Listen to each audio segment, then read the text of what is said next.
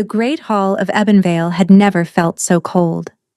Isolara walked through the parted crowd in the white gown they had sent to her chambers that morning. The fabric whispered against the stone floor with each step, delicate as a death shroud. She had been told it was for a blessing ceremony, a celebration of her bond with Alpha Valdric on the second anniversary of their union. She had believed them. 1,000 candles blazed from wrought iron chandeliers, casting dancing shadows across faces she had come to know over 2 years as Luna of the most powerful pack in 5 territories. Council members, elders, warriors who had bowed to her in the corridors, servants who had brought her morning tea and evening meals. None of them would meet her eyes. Isolara's wolf stirred beneath her skin, hackles rising at the wrongness saturating the air. The whispers that had followed her entrance had fallen silent, replaced by a thickness that pressed against her chest like a hand slowly closing around her throat. Something was wrong. She searched for Valdric on the raised dais at the far end of the hall, her mate, her husband. The man who had claimed her beneath a winter moon and sworn she was the only woman his wolf would ever recognize. He stood rigid in ceremonial black, his dark hair swept back from a face that might have been carved from mountain granite.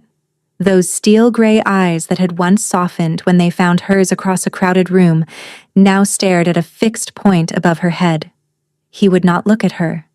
And beside him, draped in a gown of silver moonlight that made Isolara's white dress look like a servant's rags, stood Vailoria of House Solvain. Isolara's step faltered. Vailoria's lips curved into a smile of exquisite triumph. The daughter of the most powerful noble house in Ebonvale, whose family had opposed Isolara's union with the Alpha from the very beginning. Who had whispered in council meetings that a Luna with no noble blood would weaken the pack? Who had watched and waited for 2 years with the patience of a spider tending her web? Why was she standing beside Valdric on the dais? Isolara's hand moved instinctively to her stomach. She had woken that morning with a strange flutter deep in her core, a sensation she had never felt before. Her courses were late, but that happened sometimes when she was stressed. It meant nothing. It had to mean nothing. Isolara of Ebonvale, the High Elder intoned, his ancient voice cutting through the silence like a blade through silk, approached the dais. Her feet carried her forward despite the screaming of her instincts. 2 years of training as Luna had taught her to maintain composure, to never show weakness before the pack. But with each step, she felt the ground crumbling beneath her. The elder's next words shattered what remained. "We gather tonight for the sacred rite of severance." The word struck Isolara like a physical blow. Her vision tunneled. Her breath stopped. Severance. The ritual dissolution of a mate bond. The most shameful fate a Luna could suffer. To be publicly declared unworthy and cast aside before the entire pack. This was not a blessing. This was an execution. And she had walked into it wearing the color of surrender, believing herself loved. Isolara could not move. The faces around her blurred into a sea of muted colors as the High Elder's voice droned on, each word another nail driven into her chest. For 2 years, the Luna has failed to produce an heir. The bloodline of the Alpha remains without continuation. The pack's future stands in jeopardy. Failed. The word echoed in her skull. She had not failed. She had prayed. She had visited every healer, drunk every bitter tea, and performed every fertility ritual the old wolves prescribed. She had wept in private when her courses came month after month, believing her body was betraying the man she loved. The examination conducted by the House Solvain healers has confirmed what many suspected. The elder's voice carried no emotion. The Luna is barren, incapable of bearing children, unfit to continue as mate to the Alpha King. A gasp rippled through the crowd. Isolara's gaze snapped to Valdric. Surely he would stop this. Surely he would step forward and declare it a mistake, a misunderstanding. Anything but this public destruction of everything they had built. He did not move. "Valdric," she breathed, her voice barely a whisper. Please. For one heartbeat, his gray eyes flickered to hers. She saw something there. A flash of something that might have been pain, or regret, or the ghost of the man who had once held her through thunderstorms and promised that nothing would ever tear them apart. Then it was gone. The examination was thorough, Valdric said, and his voice was the voice of a stranger, cold, final. The healers found no possibility of conception. My duty to the pack must come before personal attachments. Personal attachments. 2 years of marriage, 2 years of sharing his bed, his burdens, his secret fears whispered in the darkness. 2 years of building a life she thought would last forever. Reduced to a personal attachment. The bond will now be severed, the elder announced. Valdric, Alpha of Ebonvale, do you reject this woman as your mate? The hall held its breath. Isolara stared at the man she loved, willing him to remember. The clearing where they had first kissed. The night he had marked her, his teeth sinking into her shoulder as he growled that she was his. Only his. Forever his. The morning after, when he had traced the mark with trembling fingers and called her his miracle. I reject her, Valdric said. The mark on Isolara's shoulder exploded with agony. She cried out, her hand flying to the claiming bite as fire raced through her veins. The bond, that golden thread she had felt connecting her to him since the night he claimed her, was being torn apart fiber by fiber. Through the haze of pain, she heard the elder speak again. And do you, Valdric, Alpha of Ebonvale, accept Valoria of House Solvane as your new mate and Luna? No, this could not be happening. I accept her. The crowd erupted. Cheers and howls of approval shook the ancient rafters. House Solvane had won. The noble bloodline they had always wanted on the throne was finally within reach, and Isolara stood alone in the center of it all, her mark burning, her bond shattering, her entire world collapsing around her, while her replacement smiled from the dais like a cat that had finally caught its prey. Valoria's voice cut through the celebration, pitched to carry. Remove the barren one from the hall. Her presence offends the spirits of fertility we must invoke for the new union. Guards moved toward Isolara, and something inside her, something that had survived every humiliation, every whispered insult, every month of desperate prayers, finally broke. But breaking was not the same as surrender. Isolara ran, not away from the guards, past them. Through the servants' corridor she had memorized during 2 years as Luna, learning every shadow and secret passage in case she ever needed to escape political enemies. She had never imagined the enemy would be her own mate. The mark on her shoulder throbbed with each heartbeat, the severed bond leaving a wound that felt physical, fatal. But she did not stop. Could not stop. If she stopped, she would collapse, and if she collapsed, they would find her weeping on the stones like the broken thing Valoria wanted her to be. She would not give them that satisfaction. Her chambers were empty when she reached them. Servants already cleared out, no doubt informed of her disgrace before she had even entered the great hall. Isolara grabbed what she could carry, a worn cloak, a pouch of coins she had saved from her Luna's allowance. Her mother's ring, the only thing she had left of a family that had died in the border wars. Everything else, the gowns, the jewels, the gilded cage of a life she had thought was happiness, she left behind. The flutter came again as she paused at the window. That strange sensation deep in her belly, stronger now, almost like a pulse. No, she could not think about that, could not let herself hope. The healers had declared her barren. Valdric had accepted their word without question. Whatever she felt was grief given physical form, nothing more. Isolara slipped through the servants' gate as the celebration howls echoed across the capital. Torches blazed throughout the city as the people of Ebonvale toasted their new Luna, the proper Luna, with noble blood and a fertile womb, and a smile sharp enough to cut glass. No one noticed a cloaked figure disappearing into the winter forest. No one cared. She walked until her legs gave out, then stumbled into a frozen ravine where the wind could not reach her. There, finally, surrounded by darkness and the distant howling of wolves that would never again be her pack, Isolara allowed herself to break. The sobs came without sound. She had learned long ago that weeping was only safe if no one could hear. But as she curled around herself in the frozen darkness, her hand pressed against her stomach. She felt it again. That flutter. Stronger. Almost like an answer.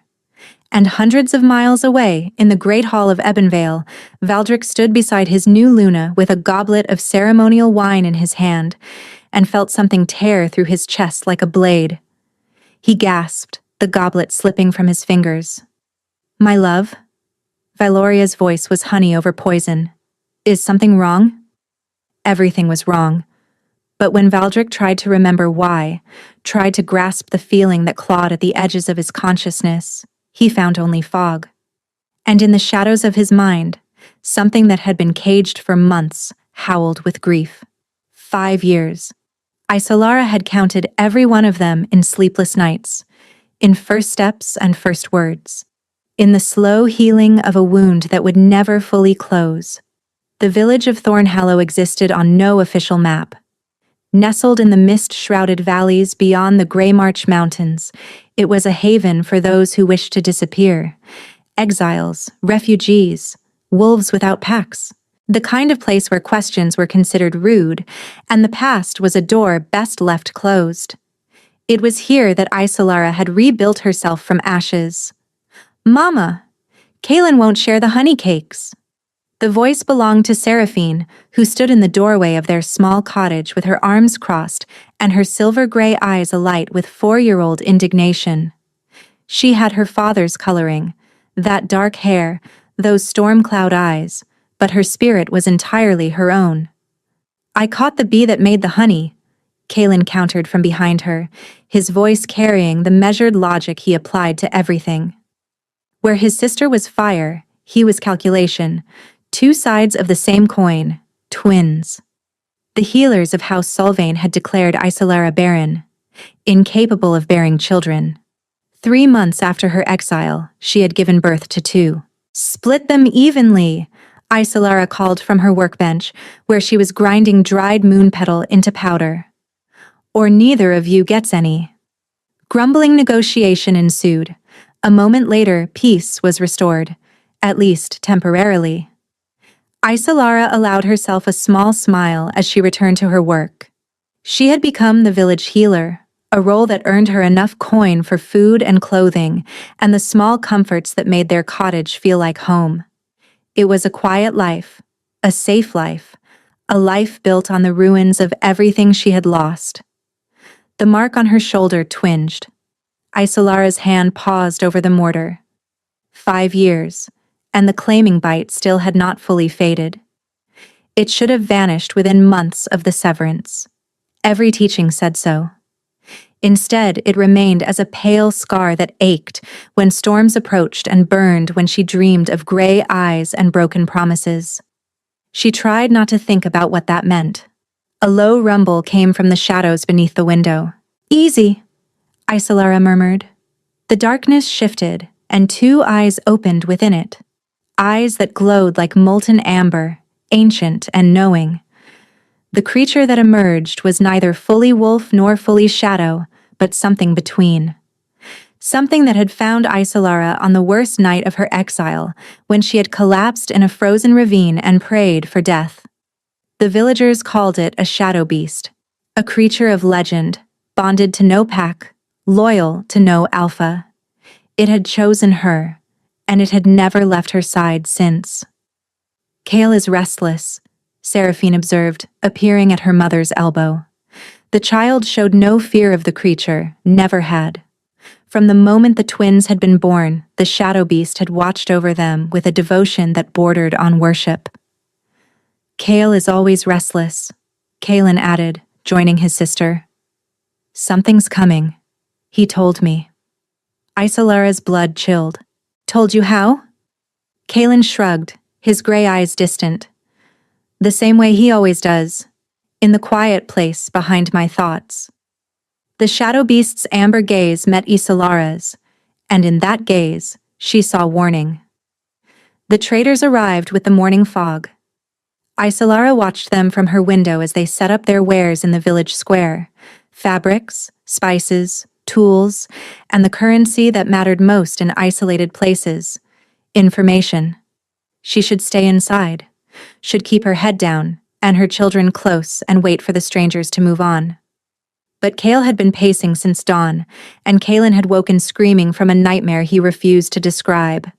Something was coming. She needed to know what.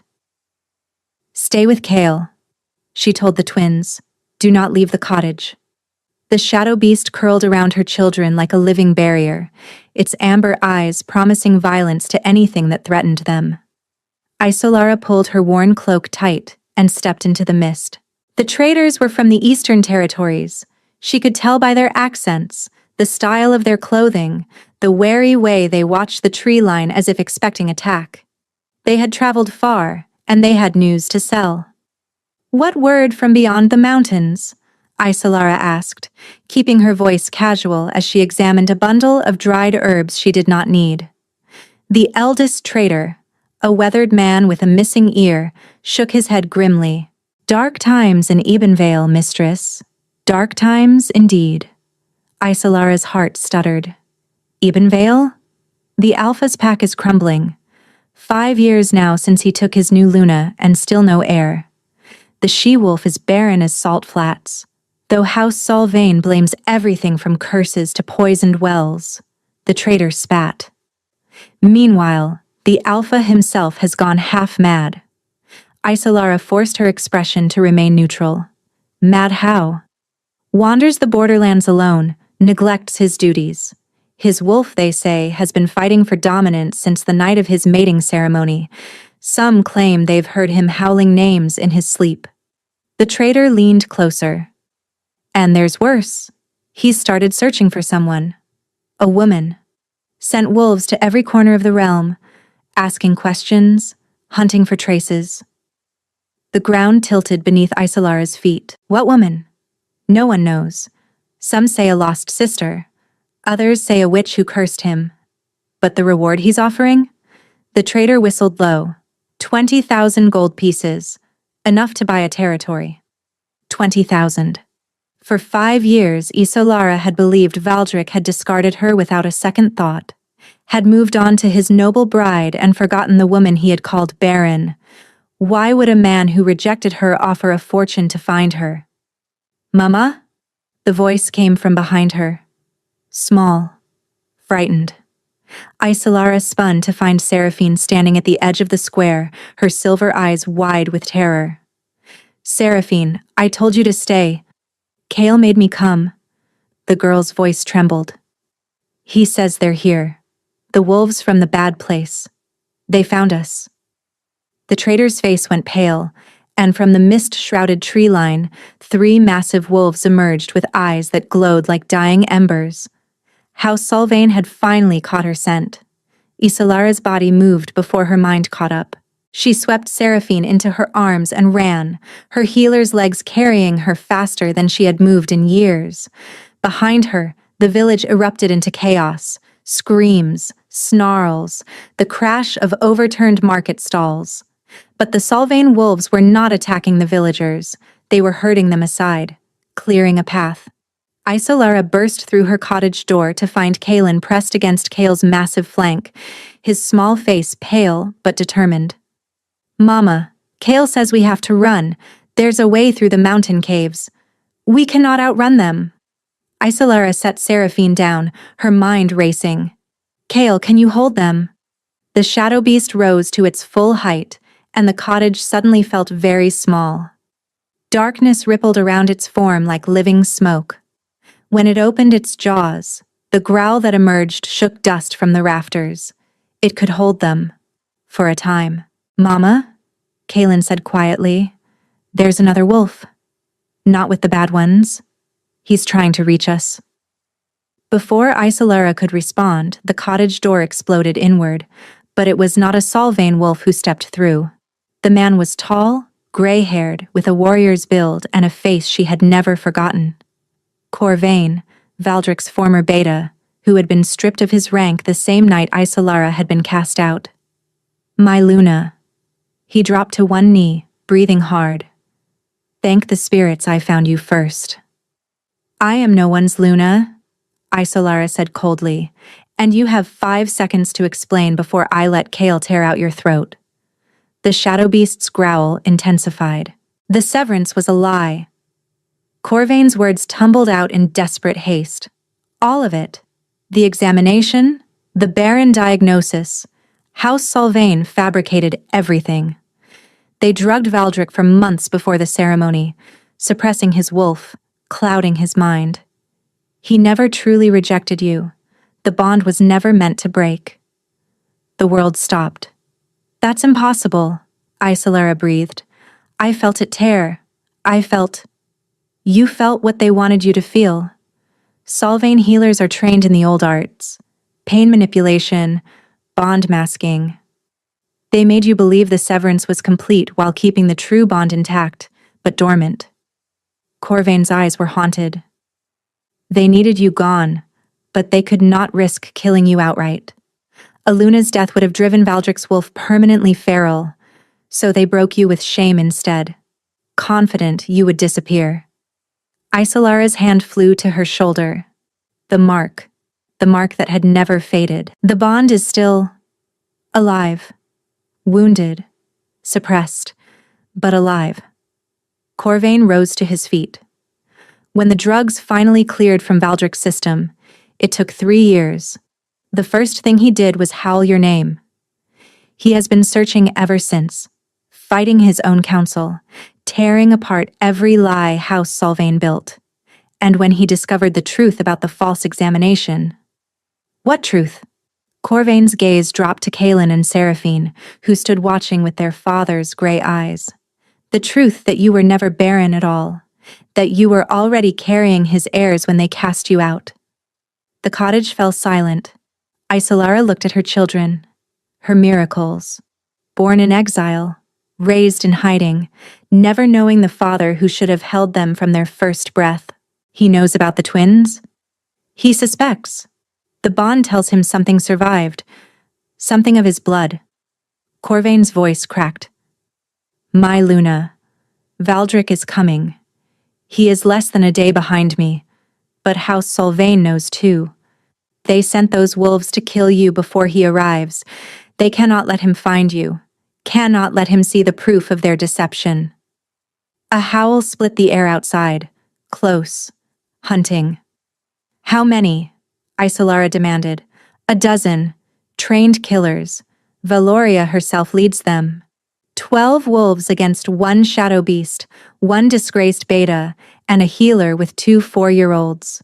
Impossible odds. But Isolara had survived impossible before. "Kale," she said quietly. The shadow beast turned its ancient eyes toward her. "It's time to show them what we became in their absence." The darkness around Kale deepened, spread. The cottage walls groaned as shadows peeled away from every corner, every crevice, drawn toward the creature like iron to lodestone. And in the distance, racing through the mountain passes with his wolf howling beneath his skin, Valdric felt the bond he had thought destroyed suddenly blaze to life. She was alive, his mate was alive, and someone was trying to take her from him again. The first wolf came through the window. Isolara shoved the twins behind her as glass exploded across the cottage floor. Kale intercepted the attacker mid-leap, jaws closing around its throat with a sound that would haunt her nightmares.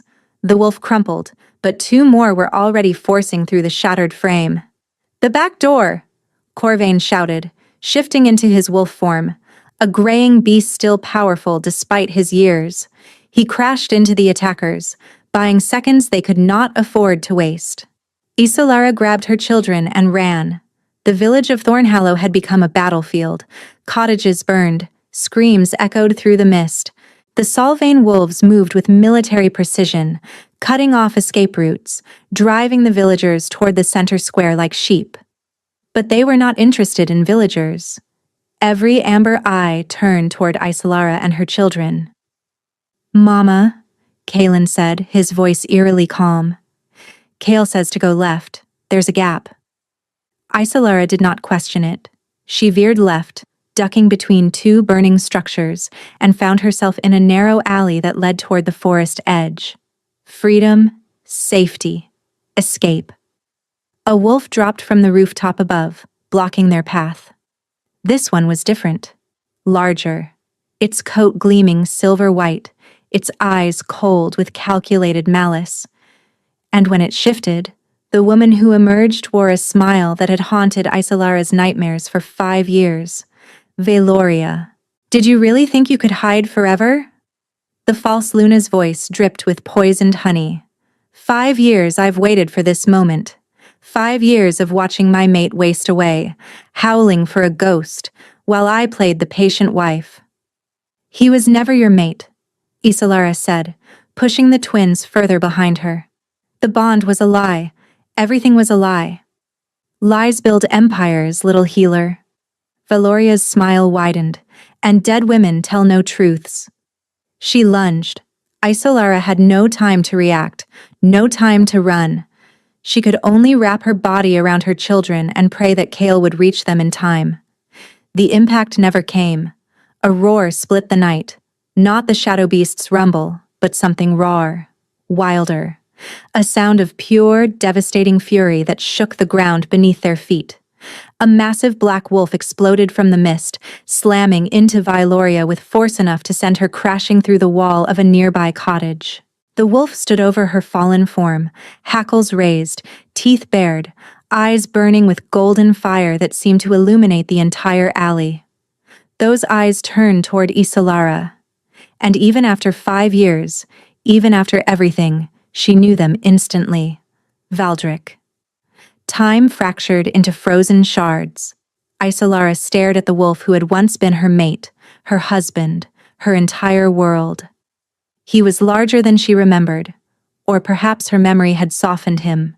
His black fur was streaked with silver now, battle scars mapping his body like a history of violence, and his eyes, those golden eyes that had once looked at her with such tenderness, burned with something that teetered between salvation and destruction. Valoria staggered to her feet, blood streaming from a gash on her temple. "Valdric, darling." Her voice was strained but calculating. "I found her, just as I promised. I was bringing her back to you." The alpha's growl cut her off. Low. Dangerous. A sound that promised death. He shifted. The man who emerged from the wolf was a ruin of the king Isolara had known. Gaunt, hollow-eyed, with a wildness in his features that spoke of years spent at war with his own mind. His gaze swept over her, drinking in every detail as if he were dying of thirst and she was water. Then his eyes dropped to the children pressed against her legs. Valdric stopped breathing. Kalen stared back at him with gray eyes identical to his own. Seraphine clutched her mother's cloak, her expression fierce despite her trembling. "Isolara." Her name emerged from his throat like a prayer, like a wound, like something torn from the deepest part of his soul. "Tell me, please, tell me they're yours," she said, and the word broke something open in his face. "They've always been yours." A sound escaped Valdric, half sob, half howl. He took a step toward them, then stopped, as if afraid they would disappear if he moved too quickly. "I didn't know." His voice cracked. "I swear on every spirit I didn't know. They told me you were Barren. They told me the bond had dissolved. I believed. You believed the people who destroyed us. I was drugged, manipulated. My wolf was caged inside my own body for 3 years while they—" He broke off, anguish contorting his features. "There is no excuse. I should have known, should have felt it, should have fought harder." "Yes," Isolara said quietly. "You should have." A rumble of warning came from behind her. Kyle emerged from the shadows, positioning himself between the alpha and his family. The shadow beast's form had grown larger, darker, fed by the violence of the night. Its amber eyes fixed on Valdric with ancient measuring intelligence. Valdric's wolf surged forward at the sight, a snarl building in his chest. Another predator near his mate, his children. "Stop!" Isolara's voice cracked like a whip. "Kale protected us when you could not. He has more right to stand beside me than you do." The words landed like physical blows. Valdric flinched, but he did not retreat. "You're right," he said hoarsely. "You're right, and I will spend the rest of my existence earning back what I lost. But right now, Valoria's wolves are regrouping. More are coming. We need to move." As if summoned by his words, howls rose from multiple directions, coordinated, closing in. "How many?" Isolara demanded. "Enough to overwhelm us if we stay." Valdric's jaw tightened. "But I have loyal wolves waiting at the mountain pass. If we can reach them." "The children cannot run that far." "Then I will carry them myself." Before Isolara could respond, Seraphine stepped forward. Her small face was set with determination that seemed far too old for 4 years. "Kale can take us," she announced. "He's done it before. Through the shadow paths." Valdric's brow furrowed. Shadow paths? But Isolara understood. She had seen Kale do it once, during a winter storm that should have killed them all, melting into darkness and emerging miles away. "Can you carry all of us?" she asked the shadow beast. Kale's response was not words, but feeling. A pulse of certainty that resonated through the bond they shared. He could, but it would cost him. "Do it," Isolara said. The shadows swallowed them whole. They emerged in a cave high in the Greymarch Mountains, gasping and shivering as reality reassembled around them. Kale collapsed immediately, his massive form shrinking, dimming.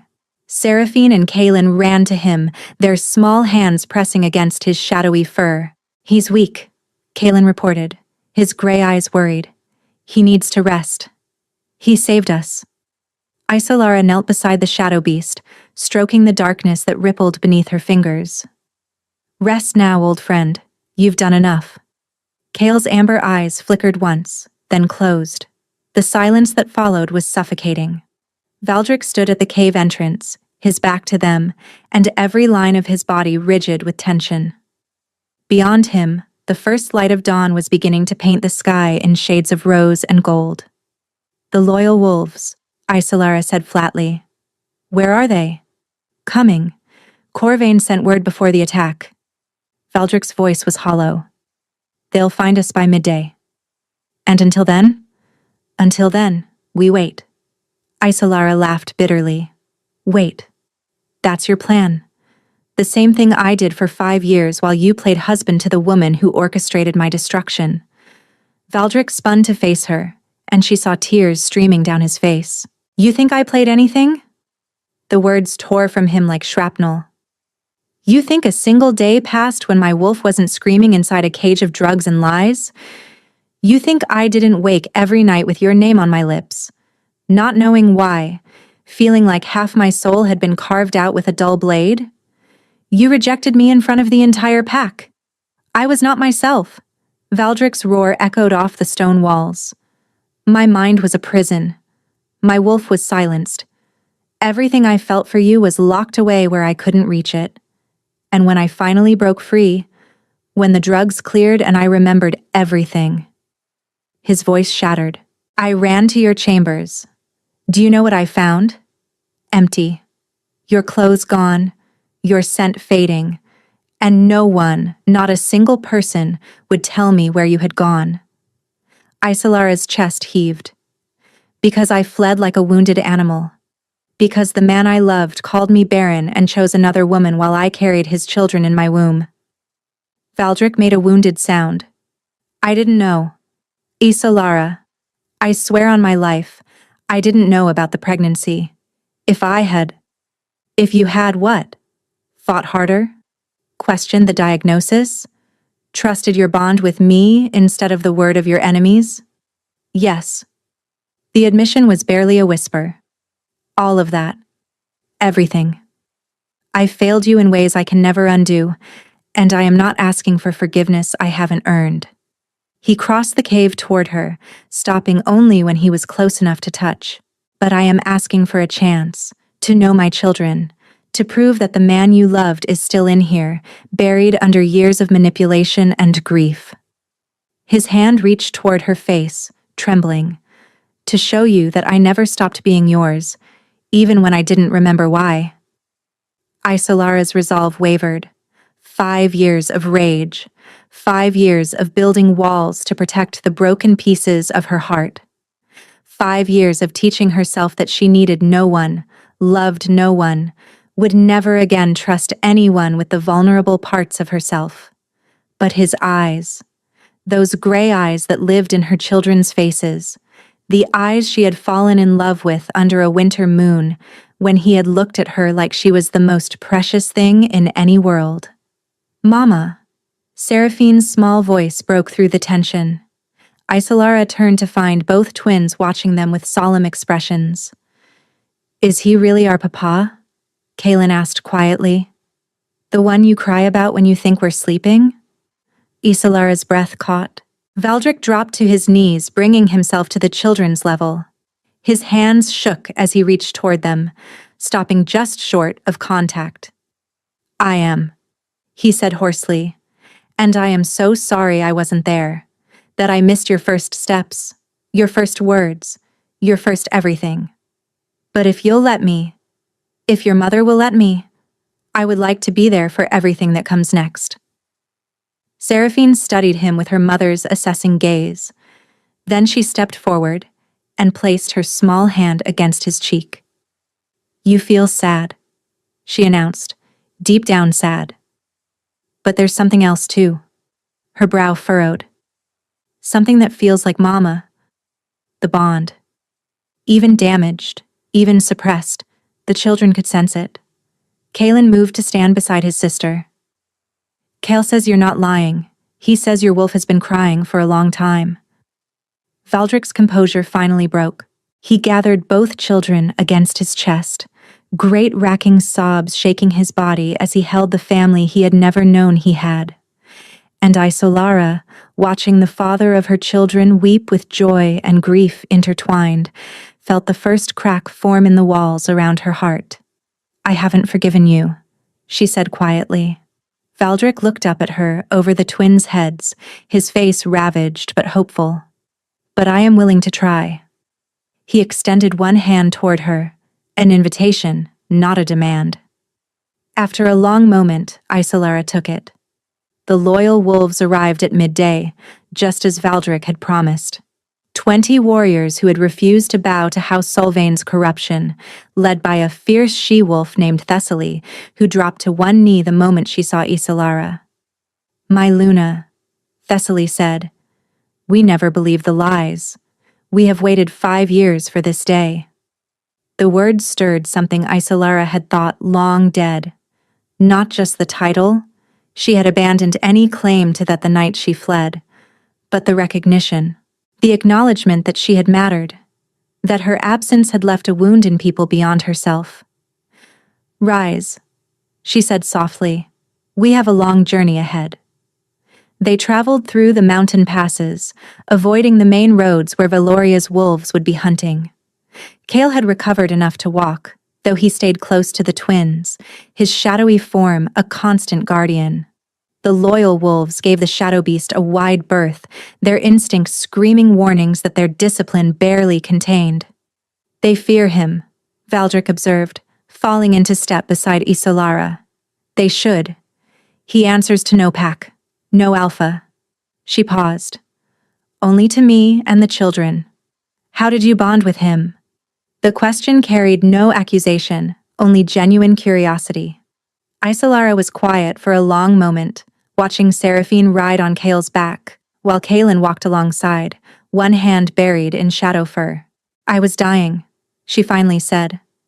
"The night I fled, I made it as far as the Grey March foothills before the cold, and the grief became too much. I collapsed in a ravine, certain I would never rise." Valdric's jaw tightened. "Kale found me. Or perhaps he had always been waiting there, and I was simply the first person broken enough to see him. She shrugged. He kept me warm through the night, guided me to Thornhallow, stayed when he had no reason to stay. He recognized something in you. Perhaps, or perhaps he recognized the children I didn't yet know I carried. Solara glanced at Valdric. They can communicate with him. Kaelin especially. It's as if the bond I share with Kael flows through them too. Valdric processed this in silence. Then, they are remarkable. Both of them. They are survivors, like their mother. The words carried no bitterness, simply truth. As they descended toward the Ebenvale Valley, Valdric began to share pieces of his own 5 years. The slow clearing of the drugs from his system. The dawning horror as memories resurfaced. The confrontation with House Solvain that had nearly sparked civil war. Valoria played the victim beautifully, he said grimly, claimed I had gone mad, that my obsession with finding you was proof of instability. Half the council believed her. And the other half? Supported me in secret, waited for proof that would expose the Solvain conspiracy. His expression darkened. Proof I could never find because they had hidden their tracks too well. Until now. Until now. The twins, Solara. They are living proof that the Barren diagnosis was false, that everything House Solvain built was founded on lies. Solara nodded slowly. So my children become weapons in a political war. No. Valdric stopped walking, turning to face her. They become protected heirs of Ebenvale, loved by their father and recognized by the pack. The politics are secondary. Your safety, all 3 of you, comes first. Before she could respond, a scout came running from ahead, his face pale with alarm. My king, there's smoke rising from the capital. Valdric's expression hardened. How much smoke? Enough to suggest half the city is burning. They crested the final ridge together, and Solara's breath stopped. Ebenvale sprawled across the valley below, its ancient spires reaching toward a sky choked with black smoke. Fires burned throughout the merchant quarter. The distant sound of screaming reached them on the wind, and flying above the castle gates, replacing the royal crest Solara remembered, was the silver serpent banner of House Solvain. No, Valdric breathed. Valoria, Thessaly spat. She must have returned ahead of us, declared you dead or mad, seized control while the loyal wolves were gone. The people, Solara said. The servants, the guards who stayed faithful. A scout spoke grimly. Hostages, my lady. Word is spreading through the refugee camps. House Solvain has gathered everyone who refused to swear loyalty to the new regime, there to be executed at sunset as traitors. Sunset. 3 hours away. How many hostages? Valdric demanded. Over 100, including... The scout hesitated. Including the healers from the old Luna's household, the ones who tried to tell the truth about the examination. Solara's blood turned to ice. The healers who had known. Who had perhaps tried to expose the lie and been silenced for it. People who might have saved her 5 years of exile if they had only been heard. We cannot let them die, she said. Valdric's hands clenched into fists. We are 20 wolves against an occupied city.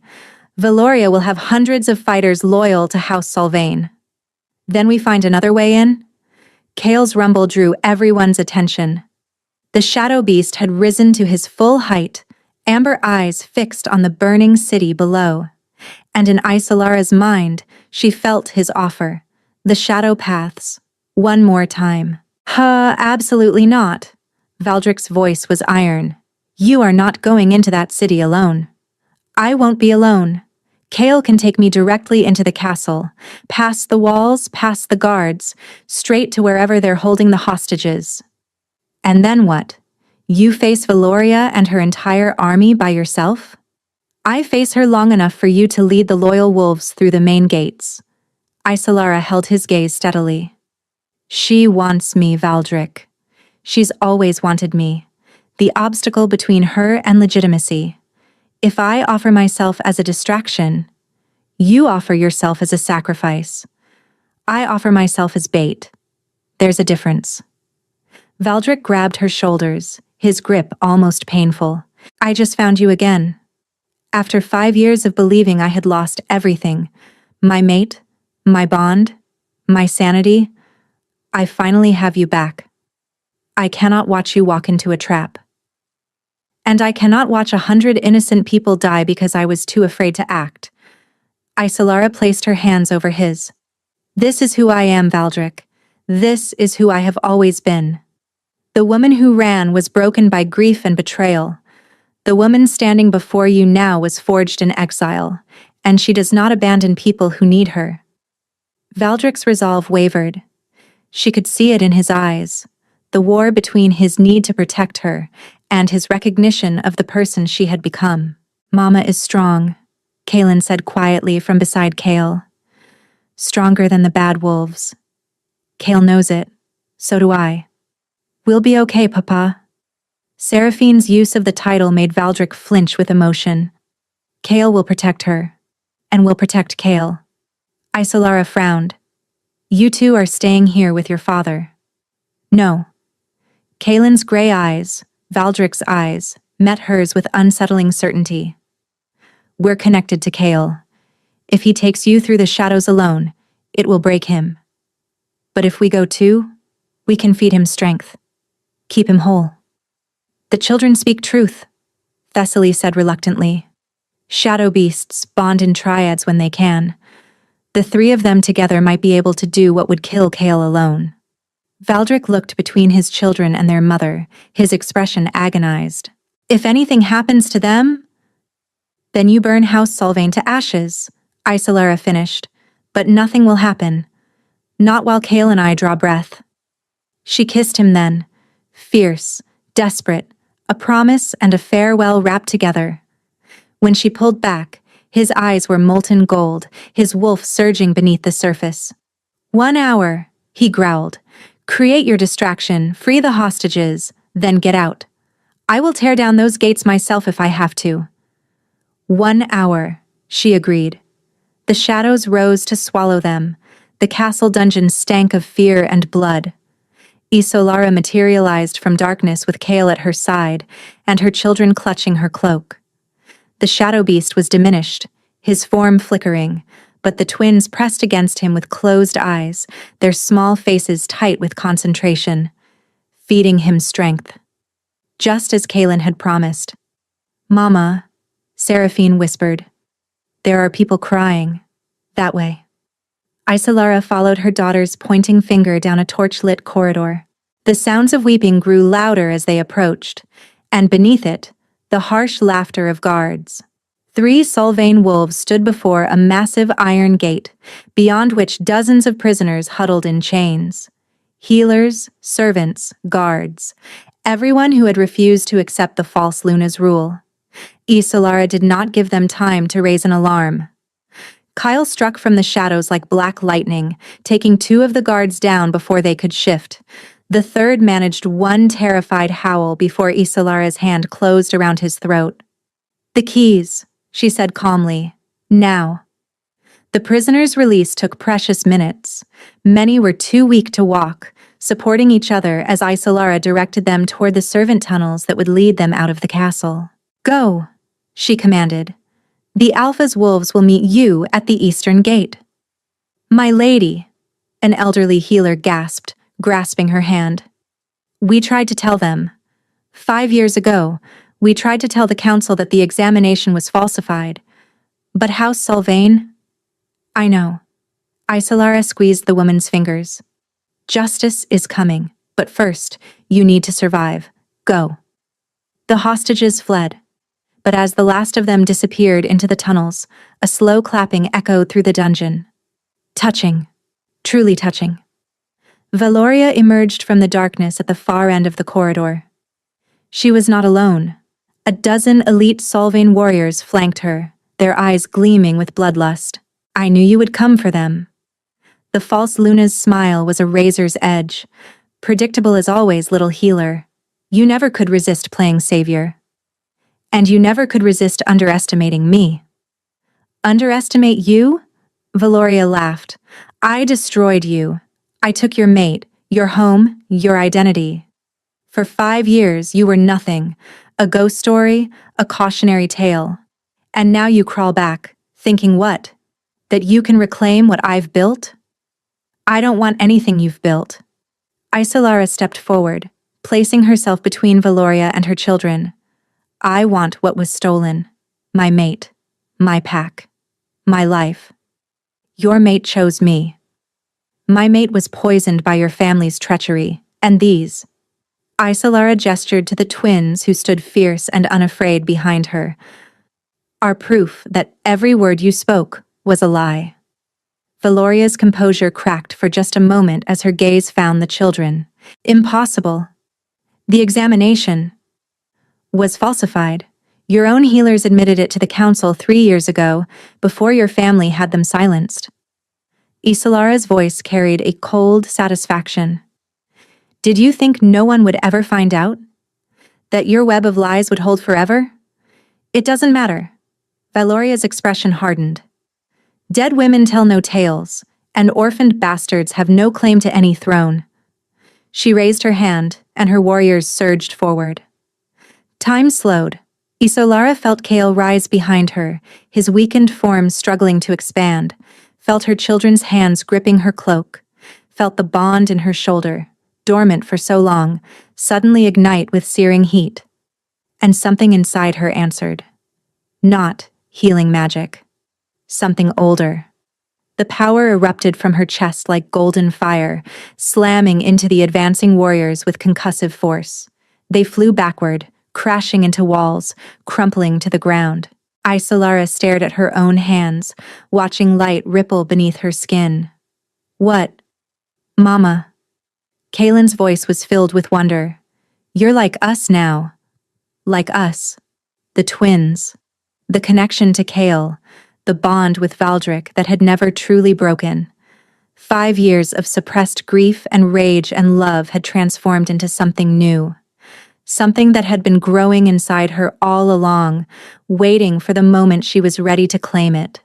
Luna. Not just a title. A power.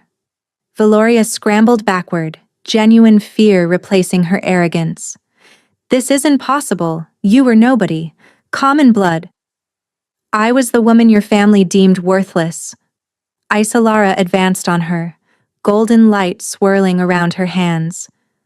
I was the mother who raised her children in exile while you played queen. I was the mate who survived your poison, your lies, and your assassins. She grabbed Valoria by the throat and lifted her off the ground. And I am done being underestimated. The castle gates exploded inward. Valdric's howl shook the stones as he led the loyal wolves into the courtyard, tearing through Sylvain defenders like a force of nature. The battle was brief and brutal. 5 years of pent-up fury unleashed in a matter of minutes. When it was over, Valdric found Isolara standing over Valoria's unconscious form, the twins beside her, and Kale draped protectively around all three. It's done, Isolara said quietly. House Sylvain is finished. Valdric crossed to her in 3 strides and pulled her into his arms. You terrified me, he breathed against her hair. Good. Perhaps you'll think twice before doubting me again. His laugh was broken with relief. Never again. I will never doubt you again. And in the ruins of Valoria's ambition, with their children pressed between them and a shadow beast humming contentment at their feet, the true Luna of Ebonvale finally came home. The trial of House Sylvain lasted 3 days. Every crime was laid bare before the assembled packs. The falsified examination, the drugging of the Alpha King, the assassination attempts, the coup.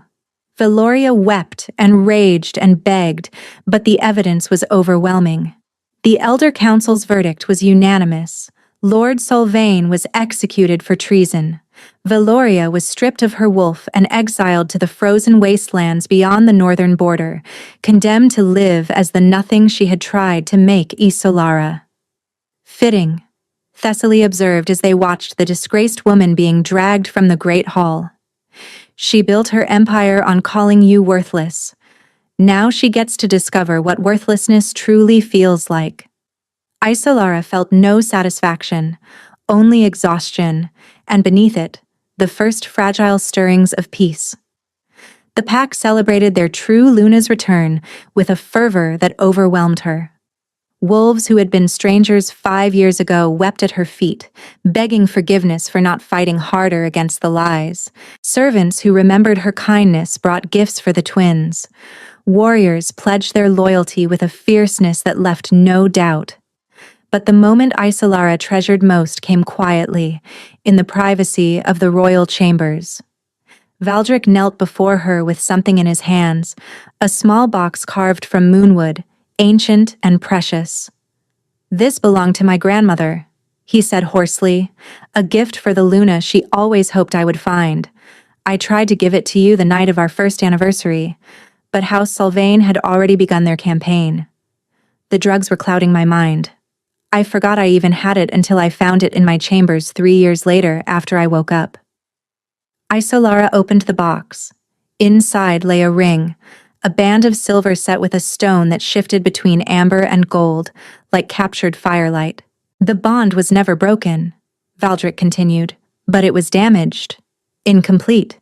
If you'll allow me, if you can ever truly forgive me, I want to renew it.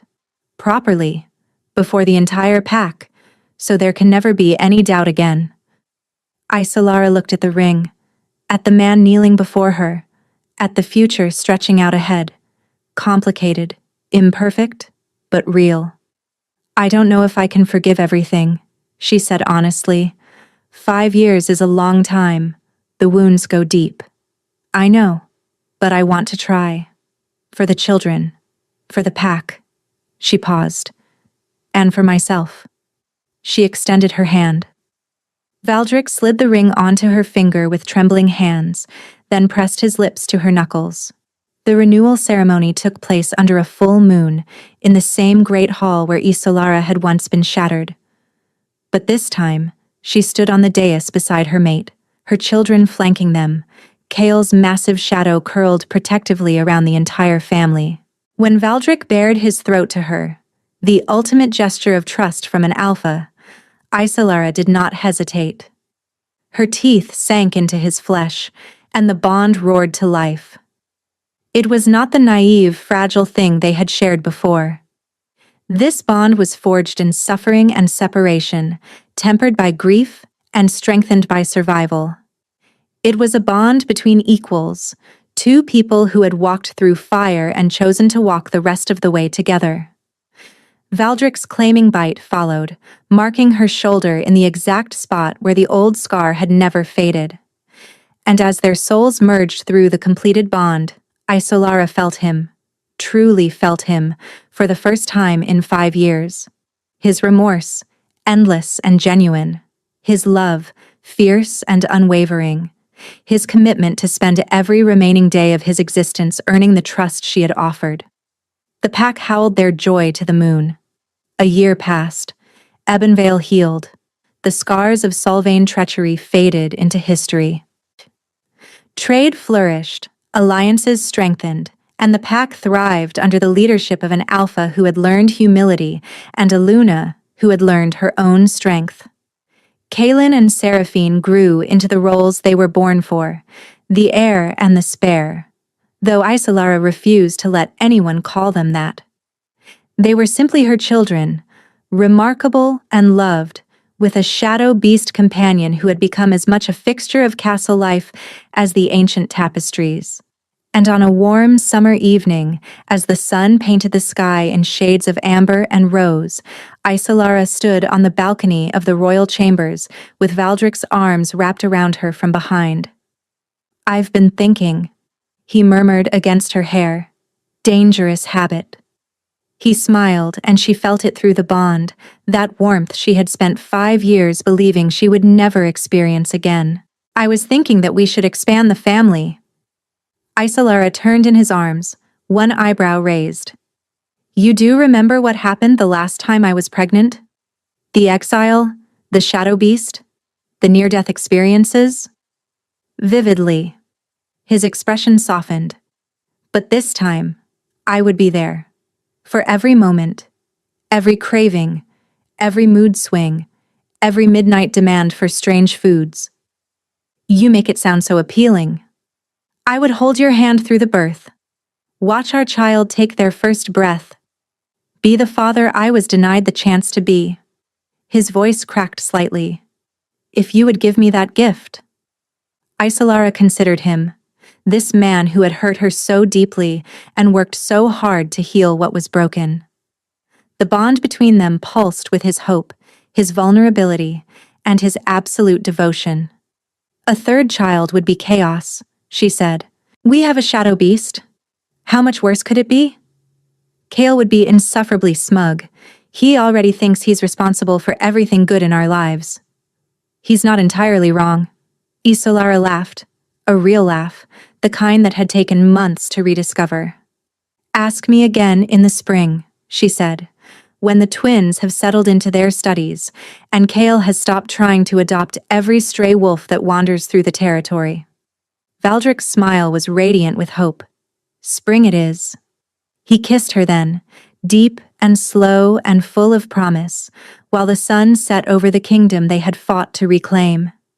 And in the great tapestry of Ebenvale's history, a new chapter was woven. The story of a Luna declared Barren who returned with twin heirs, of an alpha who tore apart his own mind to find his true mate, of a shadow beast who defied every legend to protect a family he claimed as his own. They had survived lies and exile and war, and they had emerged stronger for all of it, together. Thank you so much for listening. I hope you enjoyed this story, Kuno.